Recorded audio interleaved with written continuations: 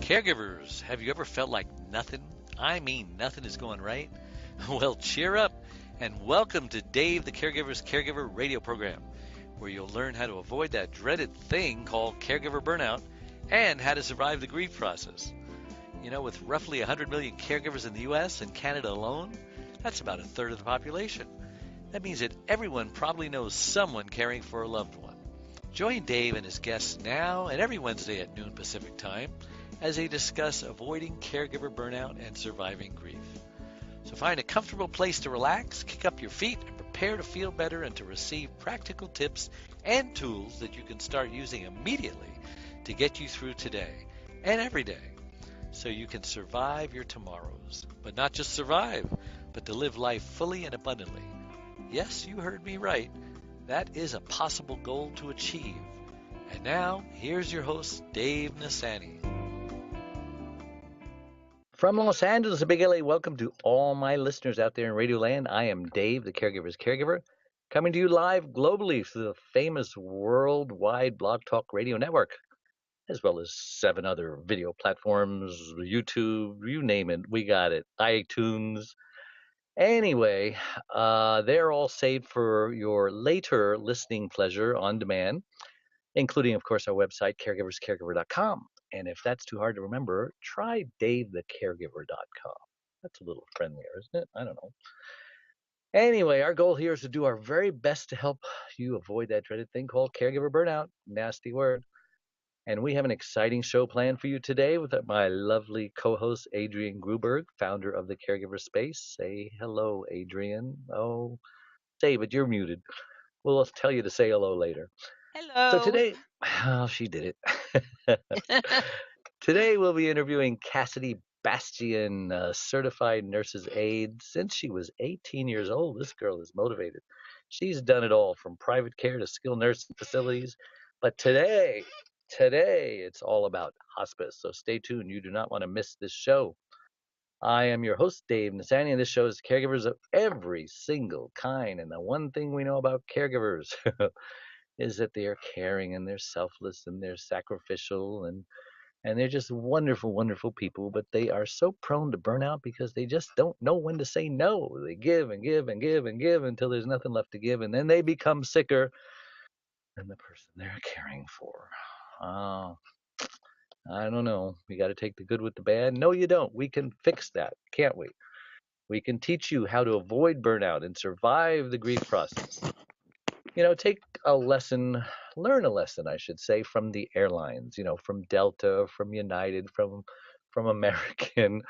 And, they tell us that in the event of an emergency, put your oxygen mask on first before you try to help your loved one with their mask. And they tell us this because they know that even though it sounds very selfish, that if we don't put our needs above the needs of our loved ones, that we could black out and then we won't be of any good to anybody with anything.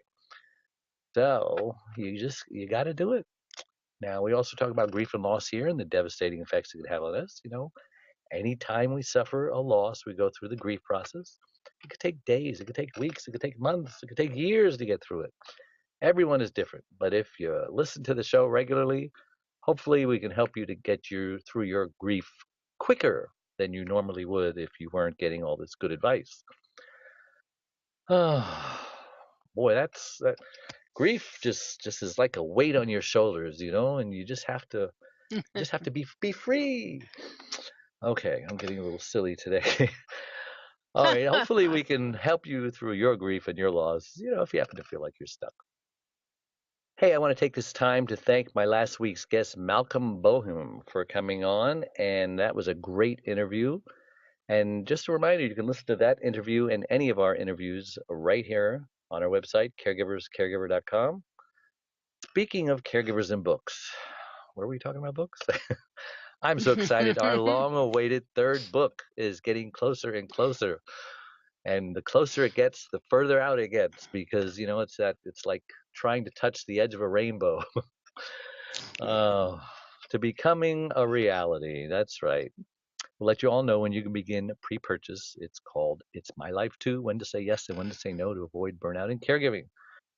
because we're going through a major publisher and things just get slowed down. It's like going through Congress. Things just slow down when you go through a process like that.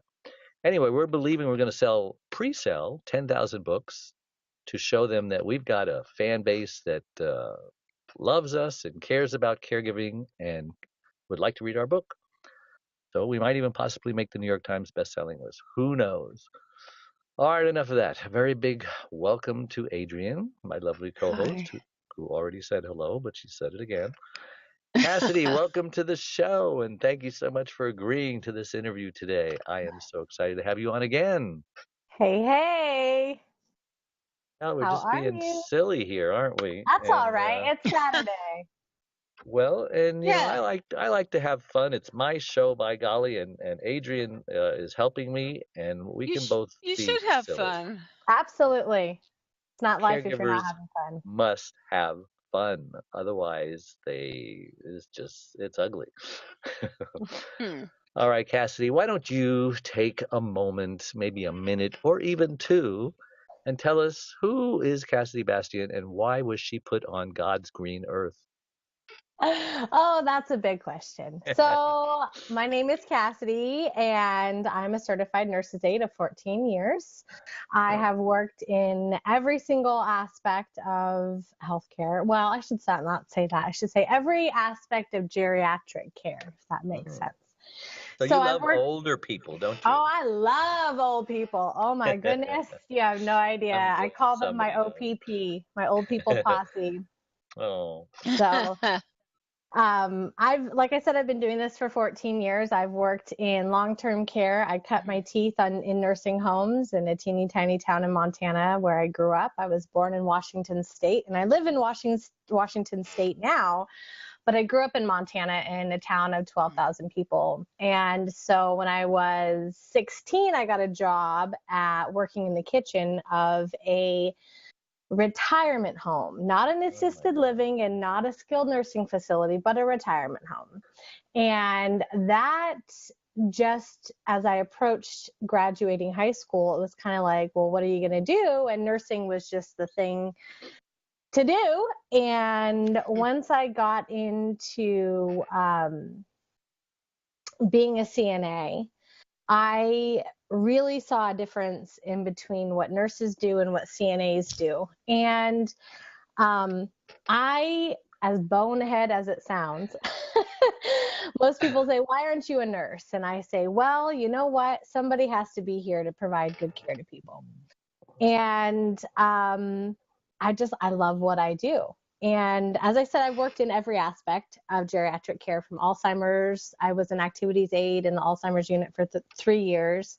I've done restorative, I've done private home, I've done home care agencies, and now I do hospice. I'm a home health aide with hospice in the greater Seattle area. And it is the soul work of my life. I had no idea that everything I had been through as a certified nurse's aide and everything that I've worked in and I've experienced and I've seen, it would groom me to provide end-of-life care to people. So that's where I am today. And I decided, just for the hay of it, to start the Caregivers Hub. And the Caregivers Hub started out as a fan page, and it slowly grew into a support group on Facebook, which is now home to 1,200 members all over the world. Oh. And it continues to grow. And it's a unique atmosphere. We don't censor people. My golden rule is, what's the golden rule? I'm trying to think of it. Do unto others as you would have them do unto you. Or say unto others. My main philosophy is, if you can't say anything nice, don't say anything at all. Because what happened when I started the Caregivers Hub was I dove into a lot of other support groups for caregivers. And a couple things happened. First, I was a little overwhelmed, right, with the amount of devastation that I was seeing in people's lives. and their journeys with caregiving, and this lack of support, and this very big need of a place to go where you can get support. Yeah. And then the second thing that happened was I saw a lot of people sharing their caregiving preferences and venting on their caregiving journeys, and a lot of people were getting cut down, berated, chastised, belittled. And I felt to myself, well, this isn't a damn support group. It's hard enough with what we go through that we have to be subjected to those things where we should be able to find support. So I've worked really hard in the Caregivers Hub to not to provide leadership in a way that we can all work together and support each other and understand that we're all at different parts of our journeys. And I'm really super proud of it because I feel like it has become that place. Cool. For a lot of caregivers. It's their only lifeline. And I never realized how big it was until I decided I went through a moment where it was turning into something. We had some people, as things go, as things happen. And Sure. I felt like if this wasn't going to be a support and a help to people, then it didn't need to be there, that they could go on their own way and they can do their own thing. And I could do my own thing. But How'd you fix it? How did I fix it? Well, Yeah. I'm big on videos. And anytime I feel like I need to share something with the hub, I cut on a video and I share my pearls of wisdom, my frustrations, because in all actuality, the Caregivers Hub, even though I created it, it's my support group. It's my place to go, where at the end of the day, I can say, I love what I do, but I hate healthcare. I'm so tired of what I see, and it's a place for me to share my care philosophies. Not to toot my own horn, but I provide pretty damn good care. And I stand by my care, and I'm proud of my care, and I feel like that is not present in healthcare these days. We no longer care for the people we care for. You have a passion and a true love for it, and that is something that I wish the whole world I of know, caregivers right? had. Me too. Adrienne, how does that get infected into others? Wish it could. I have no idea. I mean, I'm certainly positive. I like the fact that you said you love what you do, but you hate what you see. Mm-hmm. What generally I agree, both from when people are in a residence or when they're getting private home care, or just when they're in the hospital. The people that are not nurses aides, but just the other people that are on the floor and are helping. I don't know. I mean, I really feel that I see no reason why people in residences in particular are so unfeeling, and that bothers me a lot. So how do I explain this? Our policies, procedures, and laws are very black and white. And we as human beings are multidimensional, okay? We require more than just physical care. We require mental care, spiritual care, and emotional care. And that's why I love hospice. I've never worked in an environment where it's an interdisciplinary environment, that from the person like me to the social worker to the nurse to the doctor, all sitting around a table talking about our patients and what we can do to provide them care and to care for them as the complete human being that they are. And I wish that nobody had to wait till the end of their life to receive that type of care. Right, exactly. But unfortunately, healthcare is broken. Our industry is rough. It's unforgiving, and it's all about profit. and it's not Yes. about heart-centered patient care. And I don't know how we can change that other than, our certified nurses aides need more on the job training as opposed to book training. Yep. We need more. It has to be harder to get those jobs. At this point in time, it's not. And, so here's the deal with home care in residence. The thing about it is that most, not all, okay, I'm not going to, here's one thing I want to avoid in certainly not healthcare all. is we have to stop focusing on just the negative things that are put out there, whether it's media or people's perceptions. Not to say that healthcare is not disgusting. I have seen some horrible things, and horrible care provided to people, and they pay for that care. They pay thousands of Yep. dollars for that care. And, Yep. it's a hostile topic. It's a frustrating topic, especially where we are at politically with healthcare. But I don't know what it is, but we have to change things. And home care agencies, most of them are not licensed to provide medical care. They're licensed to provide companion care, Right. but yet they're taking patients who require medical care. And we're not training our care, and we're not training our caregivers. That doesn't even sound legal. It doesn't. But that doesn't even sound legal. But it is. It's not legal, right? I'm not going to say it's legal, but what I'm going to say is that there's a fine line between how do you define what is medical and what is not medical. Is toileting somebody medical, or is it not medical? Not medical. Okay, but providing somebody with medications, is that medical or is that not medical? Is picking that person up off the floor when they fall medical or not medical? Do you understand what I'm saying? I agree with you. I understand there is a fine line there, because even helping somebody to the toilet, depending on what their condition is, that could be medical. That could be medical, absolutely. And absolutely. if our patients, if our caregivers aren't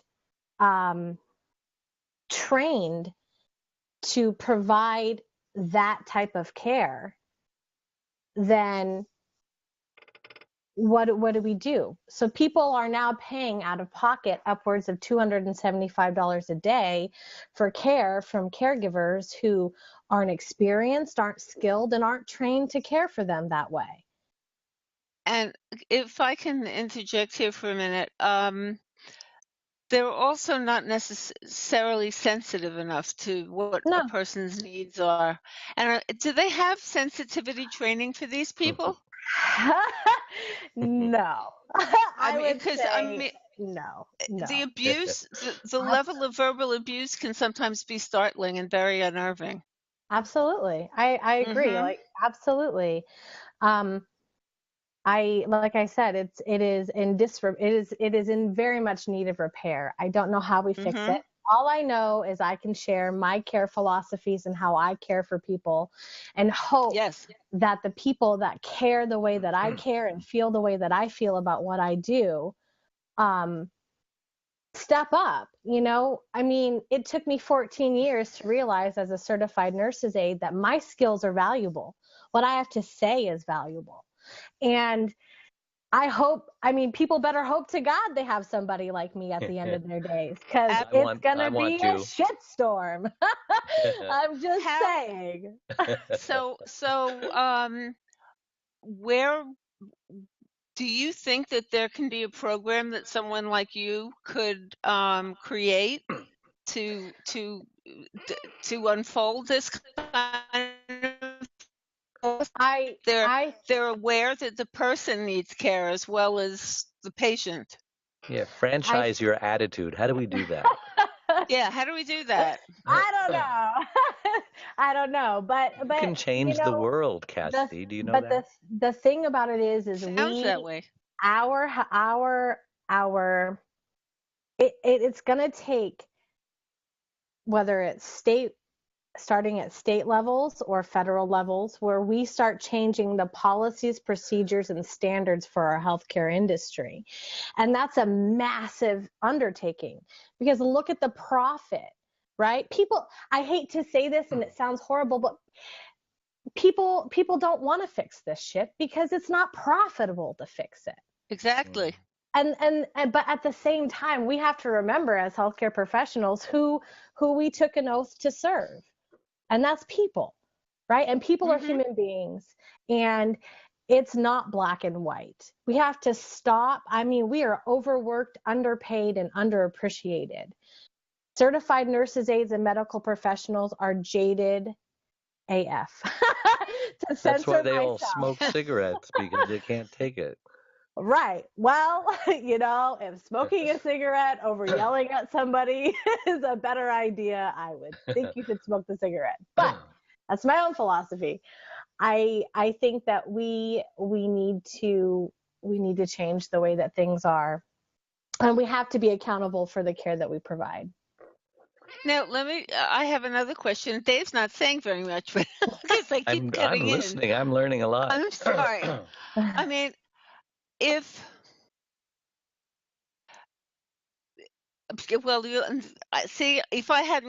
I went straight into what I was going to say, I would have remembered it. Now I forgot what I was going to say. It'll come to me again. Go ahead. It's all good. We're all in geriatrics here. I love geriatrics, though. That's what I'm saying, though. Let's take a break, and I bet Adrian will remember when I'll remember? put it down. I'll write it down. Okay, we'll take a break. Write it down quick before you lose it. Don't go away. We'll be right back. One Arm, One Leg, 100 Words, Overcoming Unbelievable Hardships is about Charlene, a stroke survivor. Back in 1996, Charlene was a healthy, normal, very active 52-year-old woman whose amazing talents resemble that of both a Martha Stewart and a Wonder Woman. But all that changed when she suffered a massive stroke that left her severely speech impaired and paralyzed on the right side. Who am I? My name is David. I've had the privilege of being Charlene's husband since 1975. We had a wonderful fairy tale storybook-like courtship that culminated in our marriage a year later. Charlene had just come out of a marriage where after 10 years, she received 2 black eyes and a broken nose by her former husband when he came home high on speed. Charlene believed in no second chances of any kind for abuse, so she left. Finding herself all alone in the world with her 5 and 10-year-old daughters, Cynthia Lorraine and Deborah Lynn, she started raising them by herself for the next 2 years. Then fate brought us all together. After falling in love with Charlene, Cindy, and Debbie, our love then produced Rebecca Elizabeth. We had a wonderful, normal life for the next 20 years. But today, things are very different for everyone. One Arm, One Leg, 100 Words, Overcoming Unbelievable Hardships is the amazing story of a woman's fight to survive all that life had thrown her way. Everyone who knows Charlene is thoroughly amazed at how she lives day by day, month by month, year by year, and with a smile on her face and hope in her heart that everything is going to be okay. Her faith in God is her foundation in this hope, that everything happens for a reason, and what doesn't kill her will make her stronger. She inspires everyone who meets her. Her accomplishments since her stroke are very impressive, often making us normal people look like whiners and complainers. So pick up your copy of One Arm, One Leg, 100 Words, Overcoming Unbelievable Hardships today. You won't be disappointed. Just hear what best-selling author Lynn Barrington has to say about it. If you think you have it bad, read this book. This is a beautiful, genuine story told from the heart. It's inspiring and easy to read. When you finish this book, you'll be able to look at your concerns in a new light. How about the reaction of 9-time Grammy and Dove Award recipient, the godfather of contemporary gospel Christian music, Andre Crouch? Charlene just won't let the promises of God go, and she has not let her circumstances get in the way of her faith. She's not just a survivor, she's more than a conqueror, as the Bible states. You'll be encouraged by her testimony, regardless of what you're going through. Available everywhere, but if you purchase your copy directly from the author's website, onearm1leg100words.com, Charlene and David will personally autograph your copy. Enjoy. And we're back with Cassidy Bastien and Adrienne Gruberg. Is everyone unmuted? Mm-hmm. Oh, good, good. So let's get started. That was an unprepared venture into the healthcare industry, but I'm glad we did it because it really gives the whole thing some perspective. So now let's talk about hospice. For those who don't even know, if it's possible, what hospice is, let's start with what is hospice and what isn't hospice. So hospice is focusing on end-of-life care. So hospice is usually brought in when somebody has a diagnosis of 6 months or less to live, and they have Is that the magic number? That is the magic number via Medicare standards. So it's nationwide. That's It a is nationwide nationwide. thing? That is a Okay. nationwide requirement. And so we have to have a doctor's referral to start hospice care. And hospice care, I like to call it an umbrella. From when I started with hospice, I mean, I've worked closely with hospice nurses and hospice patients in different care settings, but never as a hospice home health aide. So I really had never been in the hospice environment, didn't know really how hospice ran. And in June will be 1 year that I have been working. I have about 5 or 6 patients a day within a 20 to 30 mile radius, sometimes more. And I spend about an hour with each of them providing physical care. Usually it's a lot of bed baths. I give up to 5 to 6 bed baths a day to people of all backgrounds, all faiths, all ethnicities, in more than one place. It's not just private home, it's assisted livings, it is adult family homes, it is skilled nursing facilities, and even hospitals. If people are, anywhere somebody is on hospice services, that is where we go. And that is what we do. And we stay with that patient from the time they come on services to the time they leave. Now, not everybody, this is a big common misconception, that people feel like everybody who goes on hospice is dying. And although that 6 months or less to live with a diagnosis is final on paper, it's not final with who we are as people. That's a big window. I'm a huge believer that our souls choose the right time to go. I've seen it over and over and over again. And so we often have patients who come on services with these diagnoses and these referrals who, once they start getting regular care and good care, they start to improve, and then they graduate from hospice.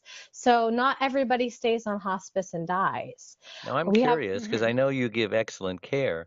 What percentage of your patients seem to fall into that category? Oh my goodness. I don't know about percentages, but I'm trying to think. In the past month, I've had maybe, I don't even, honestly can't even say how many. It sounds probably pretty horrible, but people tend sometimes to come and go very, very fast. But some people just get better and they graduate. And so I've had a number of people who are no longer eligible for services, and Medicare is pretty strict on that. Every 60 days we have to go through everything. We have to and it's the main factors are going to be weight loss, lack of appetite, all of those things that have determined that this person still needs our services, because Medicare is cracking down huge on these hospices, and it's a good thing. It's a good thing. And I assume while you're giving them their bath, while you're doing all the other things, you're talking to them, you're Oh my connecting goodness, with them, about you're having a everything. relationship with them. You're feeding their lonely part Mhm. of them who are, and that obviously And the will make people better. and the Mhm. frightened part of them, I would imagine.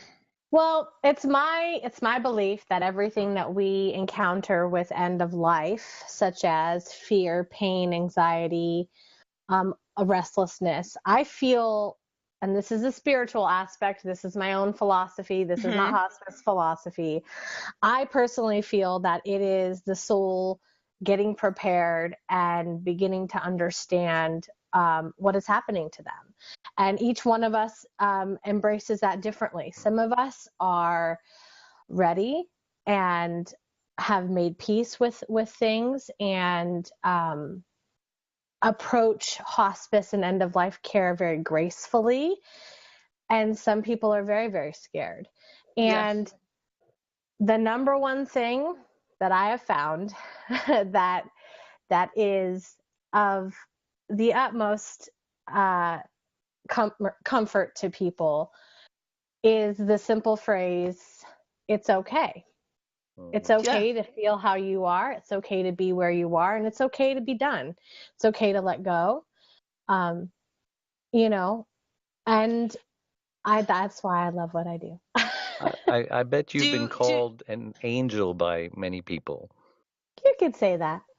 I'll take that. Isn't that nice? Isn't that And nice? if they want to pray, you'll pray with them or Oh whatever. my gosh.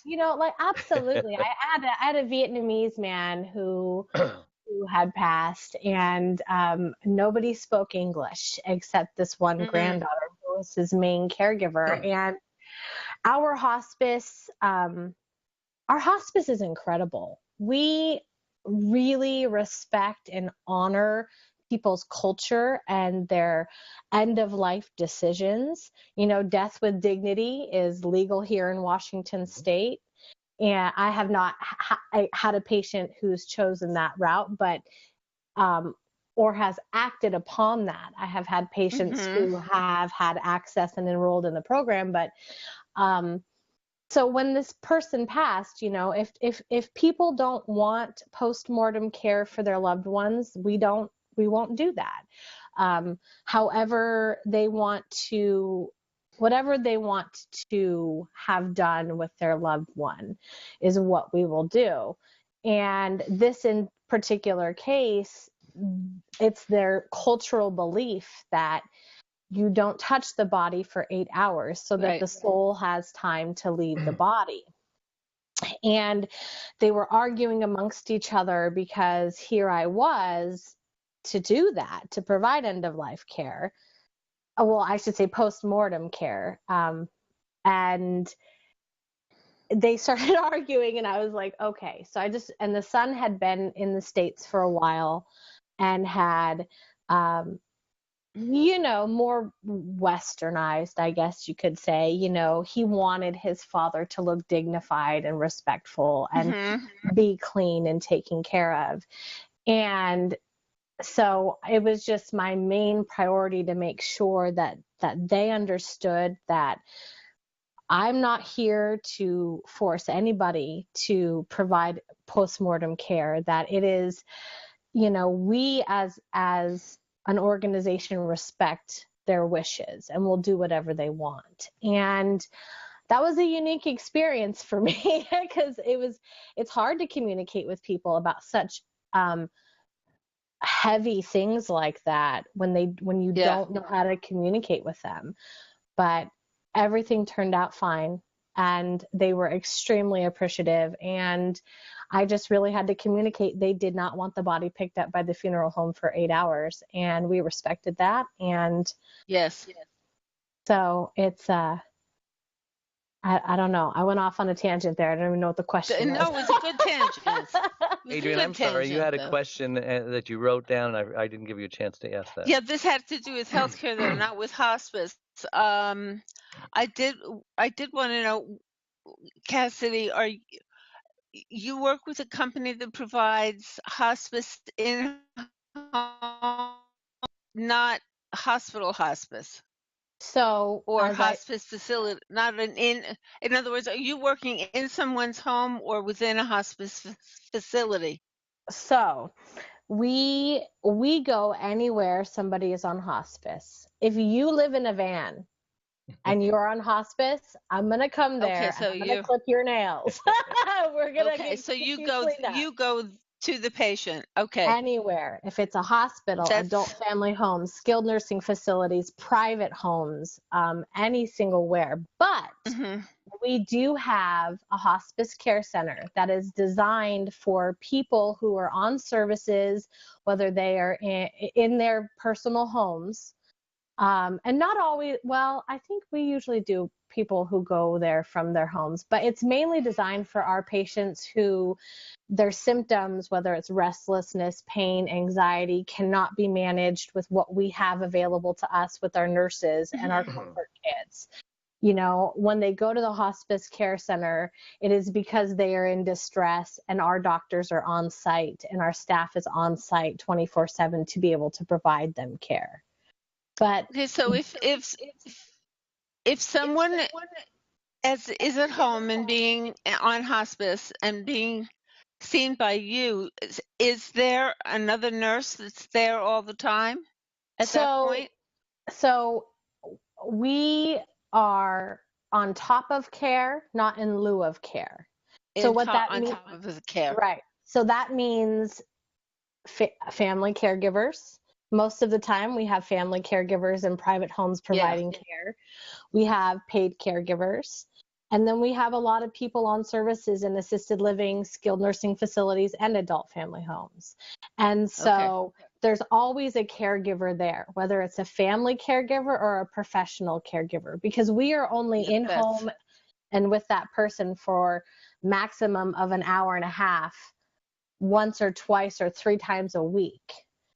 So there's no such thing as 24-hour hospice, right? Not that I can find. I don't believe that hospice would ever cover a home health aide coming to stay with a patient for 24/7. It won't. There's no way for that to happen. But unless some rich person wants to pay them. Well, then they'll have to hire a paid caregiver. They'll have to hire a paid caregiver. Right. Exactly. They're not hospice. Or that person. Yeah, we are completely Medicare funded, and Medicare has a strict guidelines of saying what we can do and what we cannot do, and that is not one of them. Now, I know this is a chance to plug your own company, but are all hospices the same? No. Are some better than others? So, some hospices, my hospice I know they don't have you working for them, and that puts them in a different category. So there are nonprofit hospices and there are for-profit hospices. And I'm going to give an example of a horrible hospice. So there was a hospice in Texas, I do believe, that was a for-profit hospice that just got shut down, and they had over $60 million worth of fraudulent charges to Medicare and hospice. Wow. So they were admitting people who are not qualified to be on hospice.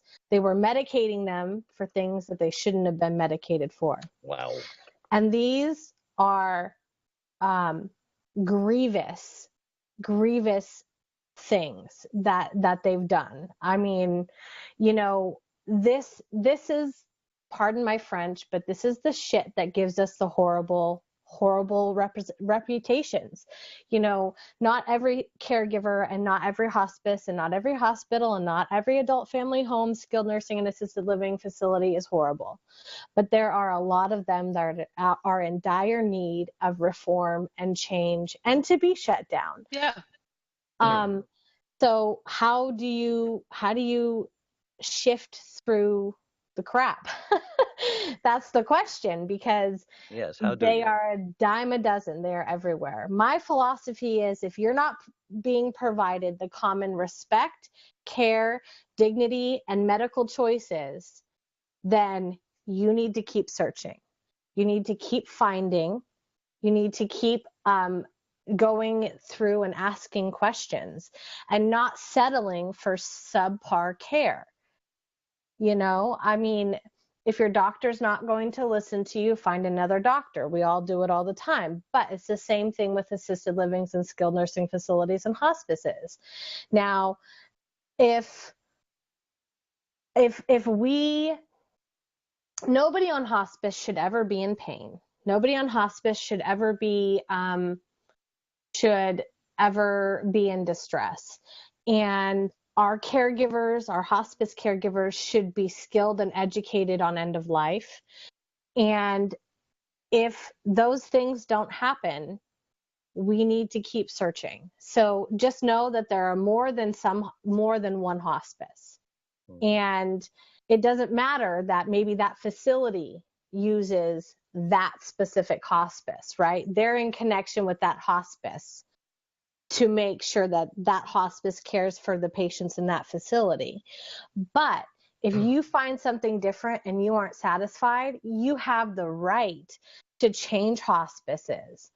And Dave, why don't you tell me about this assisted living hospice that you were talking about?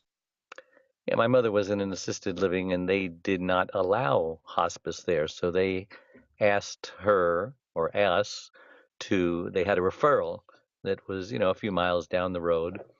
And I guess they just they chose not to have that dynamic of people dying in their rooms a part of their assisted living place. So we went there instead. We obviously respected their wishes because we didn't have a choice. Because they were very, very nice about it, because she'd been there for a couple of years and we had a great relationship. And there was a different dynamic in the other assisted living place that was exclusively hospice. It was almost like entering a church. It's kind of quiet and very respectful. People were all in their rooms, watching TV, all jacked up on morphine, dying. Some only had a day to go, some a week, some a month, and so on. And so my mother was very comfortable there. She only lasted 2 days there because she didn't want any tubes, and so they were not feeding her. But she developed a bladder infection, because you could see in the bag it was like red coming out, and so this was very painful to her. And yet, how do you do it? Well, she's not drinking enough liquids, but she doesn't want liquids. So, will enough morphine take away the pain of a bladder infection? I would say so. Yeah. Again, let's be anything. I am not a nurse. That is not within my scope of practice to say that is the case. But what I do know is I look at. They gave her antibiotics, and that seemed to do the Right. trick. So oftentimes, basically, when people come on hospice, we are all under the assumption that we are no longer going to take life-saving measures for this person. They have chosen, their powers of attorney have chosen that they do not want to keep dealing with other doctors and appointments and hospitals and this and that and this and that. And so it's our job as a hospice to educate families and people about what exactly is going to happen when they come on services and how this all goes. Anybody can revoke hospice at any time. If at any time you say, I'm done with this, I don't want to do it, we respect that. I have a loaded question. I know in my part of the world, which is the East Coast, it's often thought that when someone is put into hospice who is very near end of care, they may have come out of a residence and been placed in a hospice facility. They weren't sent home, but it's usually within the facility. And people have said, well, they give them enough morphine to help them pass on. That's a good question. Is that every place? Is hospice designed to hasten the death process? Is that what you're Absolutely asking? not. Absolutely not. But it often does. Well, I would say there's a common misconception with that. And this is what this is how I want you to think of it. Okay. If somebody asks you this question, or they tell you, well, hospice just kills them sooner. And I don't want my loved one to be through that, because I want her here, him or her here, for as long as possible. So this is what I want you to understand. Our bodies are vessels. They are a vessel for our soul, and bodies get tired. And the end of life process is physically the body shutting down. So I want you to think about what it would be like to have your body shut down with absolutely no pain medicine. For you to live through every single agonizing turn, every time somebody has to change you, to dress you, to feed you, to any of that. I want you to think about that pain. That's a lot of pain. And I don't believe anybody should ever have to go through that much pain at the end of their life. And everybody has a different tolerance for pain medication. Everybody reacts differently to pain medication.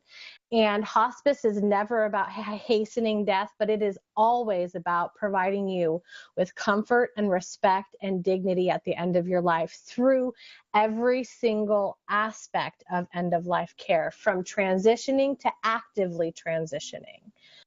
And there's no reason anybody should be in distress.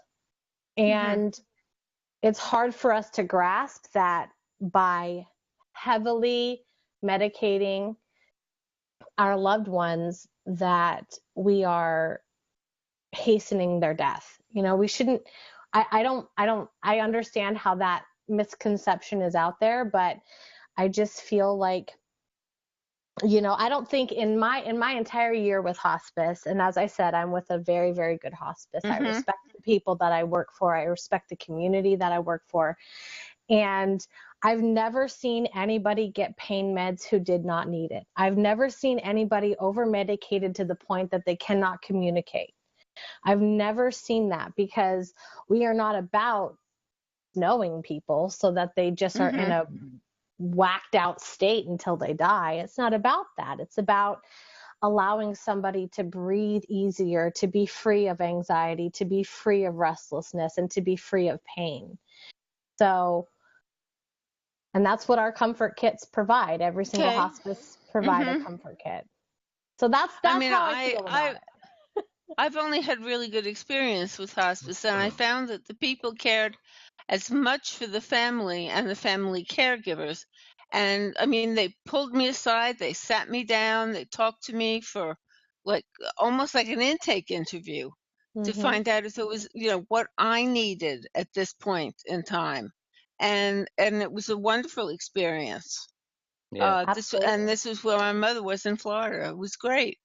Yeah, my experience was great too. So when you say, you know, for those of you who have this bad reputation of hospice, I don't know what you're talking about, because all of my experience has been good. So, but anyway, we're going to take another break and we'll be right back. So don't go away.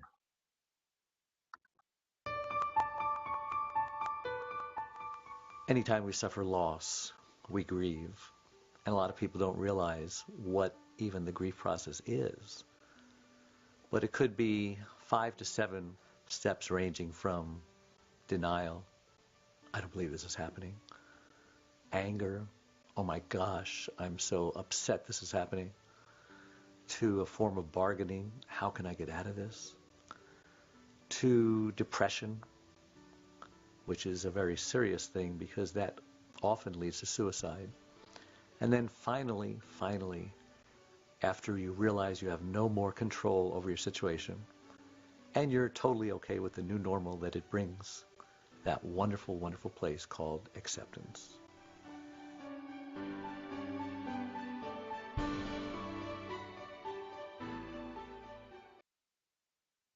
Being a caregiver takes a special person with passion and compassion.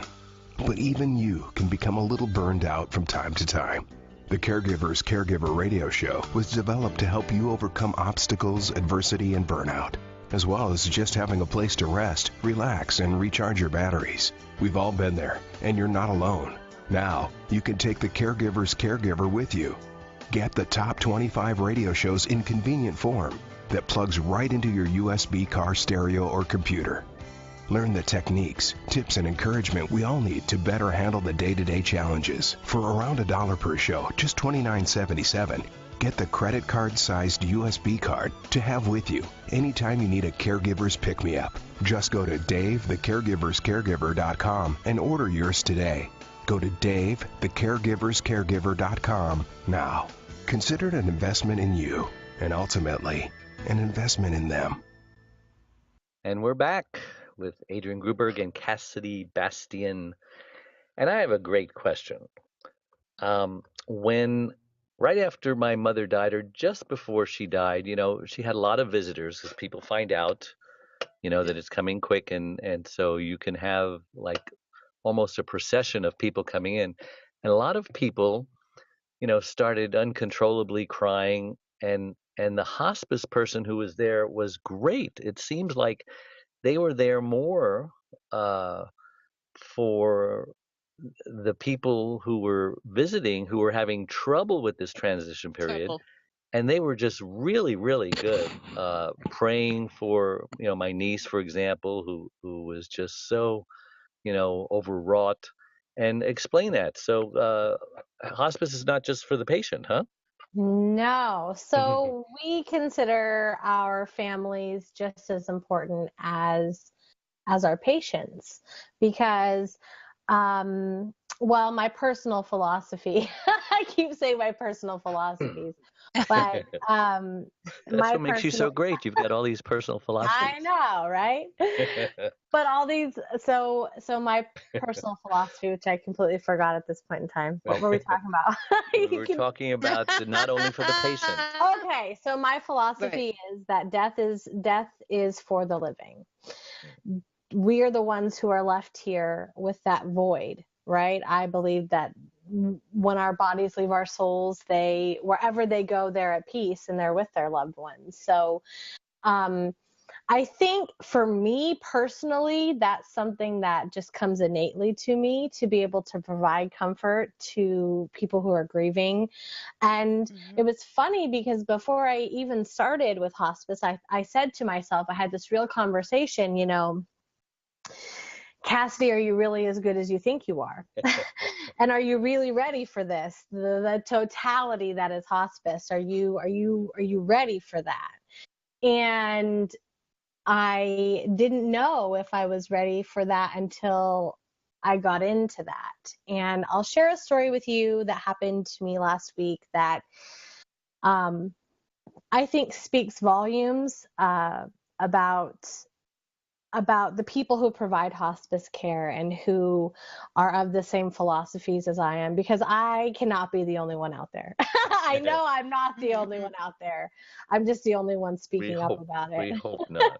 That's the difference. But I had a patient who was in stage dementia and or Alzheimer's, and she was such a light. And we had such beautiful conversations, and I would put Pandora 40s in the morning on when I gave her a bed bath every week. Twice, because wow, you were a full service hospice. Oh my goodness. But that's the thing, is that's the music that she connected to. That's the music she grew up with, and she would sing, and we would talk about things, and she would call me mama all the time. She was very much very childlike, but that's the soul work that I love doing. I love working with end-stage Alzheimer's and dementia patients because they're just these beautiful pearls. And I loved her. And so when I knew we were taking a turn and things were going down that way, there becomes a point when people are actively transitioning. We talked about pain and, movement, in bed, and how do you provide care to somebody who's in pain like that. And one of the things that we do is we have 250, almost 300 volunteers who make all of our bereavement calls. They make all of our hospice blankets. They volunteer to come out and spend time with our patients. They call our patients every Friday to make sure that they have enough supplies and things to carry them through until the next weekend. And the one thing that our hospice volunteers do is they make gowns, because Medicare does not provide like hospital gowns. And so oftentimes, if we don't have anything like that available to people in home, we, if it's, some families feel differently about it, but we will cut up the back of a shirt a little bit so we don't have to completely roll them to make them feel comfortable. And so I got up at like 5:30 in the morning, and I drove the 20 miles to the hospice care center in the morning, and I thought, I'm gonna get one of these gowns because the family was asking for them, and I just really wanted to do that for her. And they go like hotcakes. I swear all of the clinicians know like when they're there, because they're never there. So, but one thing that they do is they make these beautiful blankets, and they make these little felt hearts. And I thought, well, I cannot show up with nothing. And I had never really done this before. But I thought, I'm going to pick a beautiful blanket, and I'm going to pick a beautiful felt heart. And so when I went to give her bed bath before she passed, and when I was all done and she was dressed, I just put that felt heart in her hands, and I covered her with that blanket. And as I usually do, I said my goodbyes, and I said, I always tell them have a good journey. I always tell them to, that it's been an honor and a joy to care for them, and that I appreciate them. And I did not understand the impact that just that little thing would have, because I feel like things happen for a reason. And I always told her, see you later, alligator. And she'd say, in a while, crocodile. So I told her that when I left her. And it just so happened that my scheduled routine visit, she had passed, and it was right at that moment. And I had just in my head said to myself, her entire family's been there. I've said goodbye. We've all said goodbye. What is she waiting for? And 5 minutes later, I got the call. And she was my next patient. So it was my responsibility to go there and provide postmortem care. And I dressed her in what her family had brought for her to be buried in. And so when her family came, I just provided them comfort, answered all their questions about what was going to happen. And, we have a triage line that we call, and we have nurses 24/7 that families and clinicians can call for anything at all. And so it was just that whole process of, what's going to happen now, what happens now, and how do we answer these questions. And as I was getting ready to go, the daughter looked at me and said, well, we would like her to be buried with this blanket and this felt heart. And I thought, whoa, like it's beautiful. I never thought that. I mean, it just goes to show you never know what those little actions mean. And to me, that's what hospice care is, and that's what it is that I do. And I am so honored and blessed to do those things for people. Well, you brought up a lot of memories of me and my mother. It certainly seems as though you're happy and fit, a really true mission. It's wonderful. I'm so glad for you. Thank you. Very few people really find that kind of niche where so many good things come together. Well, and like I said, my journey as a certified nurse's aide has groomed me for this. And I think that if we are, as certified nurses aides, are open to taking the crap in stride that comes with this industry, but still remember and focus on why we do this care. I think that if we pay attention and we learn, we have to be open to learning and taking constructive criticism. We have to be willing to teach our aides. We have to be willing to teach our CNAs, and our CNAs have to be willing to be taught. We have to be willing and open to criticism. And if you feel the same way I do about care and you are open to learning and challenging yourself, put yourself in these positions to learn. I didn't know anything about hospice before I started, other than the fact that they're soul workers. They do such good things. But I didn't know the impact that it would have on me as a human being, and it's been a beautiful experience. How old are you, I'm Cassidy? 30. I will be 33 years old on the 16th of May. So you're 30 years younger than me. I want you there when I die. Let's just make arrangements All right, Mark. now. All right, okay? Dave. All right, Dave. Adrian, if you When want, will you that better be, make an Dave? appointment. I mean, what's the date? I need to put it on my calendar. At What are this you point, talking you guys about? are going to have to get in line. There's a long line. Well, like death, I can't believe how fast this hour has gone. So I thank you so much for coming on the show. Absolutely. Anytime. I'll take you up on that. Yeah. So, how can you be reached? And if you want to put in a plug for your company, are they just local Please. in the Seattle area, or are they So nationwide, or what? it is. So that's the beauty about where I work. We are I'm affiliated with the hospital, Evergreen Hospital of the greater Seattle area. And it is a community-based hospital, one of the last few in the country. So we are not owned by a corporation or any other thing like that. We are our own thing. And I believe that our hospice is a nonprofit, but Evergreen Hospice, we serve My King daughter and lives in Sonoma Seattle. County. I'll make sure that if anything happens, that's where she goes. We provide very good care, but I really want to plug in the Caregivers Hub. You can go to Facebook and type in the search bar Caregivers Hub, not the Caregiver Hub, but Caregivers Hub. There's a link on the Facebook fan page that is a direct link to the support group, Caregivers Hub support group. Any and all caregivers are welcome. And we are doing a hangout tomorrow. How can we reach you? So you can email me at caregivershub15@gmail.com. Okay. Or you could send the Facebook fan page a message, or you can Facebook search Cassidy Bastien, and It'll come up. But Good enough.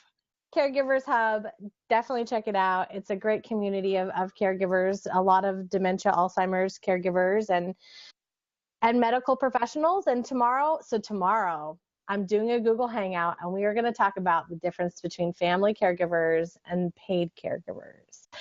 We are going to try to bridge the gap between the two and at least bring up some really valid conversations about how we should be working together and not against each other, and we need to better understand each other. So that's what we're going to do. That. What time is it tomorrow? Tomorrow at 5 p.m.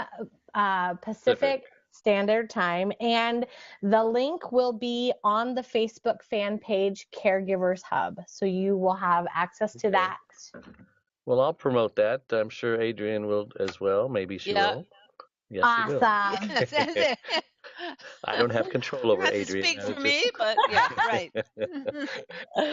All right, Adrian, how can we get a hold of you if someone wants to do that? Can you see? Do you have letters under my name? Because this time I had to sign in. Yes, I can see my name. Adrian Gruberg. Yes. Oh, look at that. Okay, so I don't have to tell them anymore how to spell my name. No, it's Adrian at thecaregiverspace.org, or just Adrian www.thecaregiverspace.org for that, or the Caregiver Space on Facebook for many communities. A lot of different communities, a lot of different illnesses dealt specifically with. Smaller groups that are more we private. have a lot of More people private, in the more hub private. love what you do. Yes, thank you. Thank you. And Mhm. for the audio portion, because we do have a lot of these going out in audio, it is ADRIENNE. Okay. Oh, yes, thank you. See, so many different platforms. So thank you all again. Remember, we're here every week at the same time. So goodbye, and we'll see you soon.